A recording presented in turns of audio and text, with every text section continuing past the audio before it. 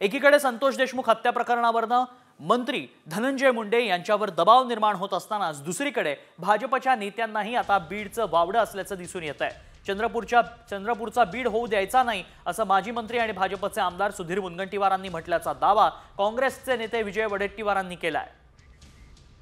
सगळ्या ठिकाणी त्या बीडचं उदाहरण दिलं जातं महाराष्ट्रात।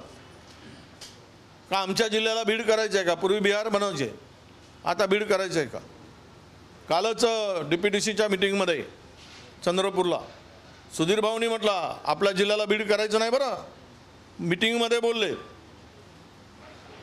म्हणजे भाजपच्या नेत्यांना सुद्धा बीड किती भयावह आहे हे त्यांच्या वक्तव्यातून दिसते आहे। दरम्यान या मुद्द्यावरती सुधीर मुनगंटीवारांची ही प्रतिक्रिया साम टीव्हीकडे आली आहे। काय म्हणालेत मुनगंटीवार पाहूया। विधानसभा यांनी अर्धवट संदर्भ दिला।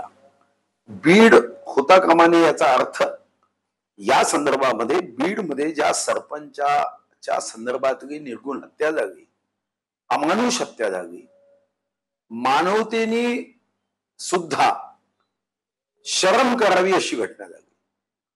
आणि यासाठी पोलीस विभागाची जी तरतूद आहे, या विभागामध्ये सॉफ्टवेअर असतील, गाड्या असतील, पोलिसांच्या रिक्त जागा असतील आणि या संदर्भामध्ये एक चांगला ऍक्शन प्लॅन तयार केला गेला पाहिजे।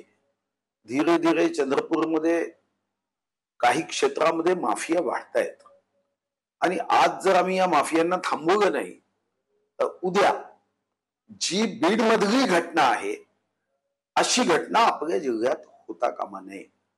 याचा अर्थ काही बीड जिल्ह्यात सर्वदूर वाईट आहे असा होत नाही। आपण जेव्हा बिहार म्हणतो तेव्हा बिहारच्या संदर्भामध्ये काही घटना होतात म्हणून आपण बिहार म्हणतो।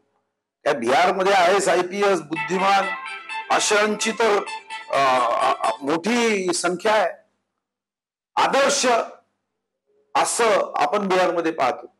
पण जेव्हा